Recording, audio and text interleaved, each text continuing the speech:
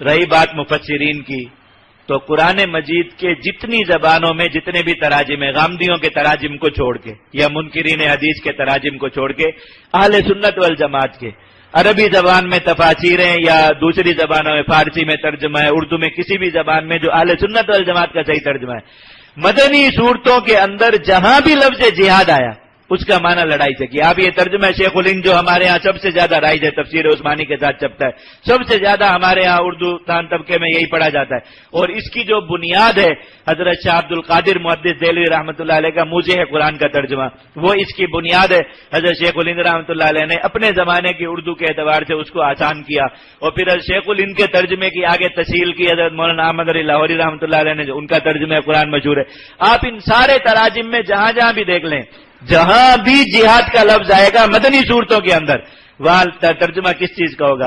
یجاہدون، لڑتے ہیں، جاہدو، لڑو، یہ سارے اسی طریقے سے جہاد فی سبیل اللہ، اللہ کے راستے میں لڑائی، یہی ترجمہ ہر جگہ پہ اس کا آئے گا۔ تو حضرات مفسرین کرام کے یہاں بھی اس کا کیا معنی متعین ہوا، اور کہیں بھی آپ کو اس کے خلاف ایک جگہ پر بھی نہیں ملے گا۔ اب وہ اس کے خلاف دکھانے کے لیے آیات وہ اٹھا کے لے آتے ہیں جو مکی ہیں، ان میں جہاں لفظ جہاد ہے۔ اللہ کے بندو، جب مکہ میں جہاد قتال کے طور پر لازم ہی نہیں ہوا تھا تو مکی صورتوں میں اس کا ترجمہ قتال کس طرح کیا جا سکتا ہے؟ بے وقوفی والی بات ہے یا عقل والی بات ہے؟ آپ بتائیے۔ آپ دیکھیے، یہ تو اس وقت تک ابھی جہاد کا معنی ہی اللہ رب العزت نے قتال نہیں کیا تھا۔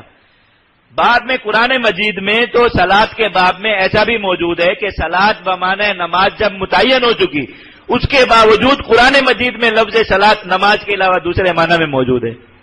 وصلی علیہم، اللہ کے نبی صلی اللہ علیہ وسلم کو کہا گیا کہ آپ ان لوگوں کے لیے استغفار کریں۔ وصلی علیہم کیا مطلب ہے اس کا؟ نماز پڑھیں ان پر۔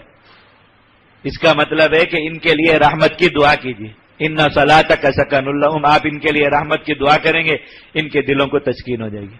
یہ جو لوگ جہاد میں جانے سے رہ گئے تھے، اللہ تعالیٰ نے ان کے بارے میں نبی کریم صلی اللہ علیہ وسلم جب انہوں نے استغفار کا مطالبہ کیا، حضور نے ان کے لیے استغفار کیا تو اللہ میں کہ آپ ان کے لیے ساتھ رحمت کی دعا بھی کیجیے۔ اب یہاں پر صلاۃ کا معنی کیا ہے؟ رحمت کی دعا کرنا۔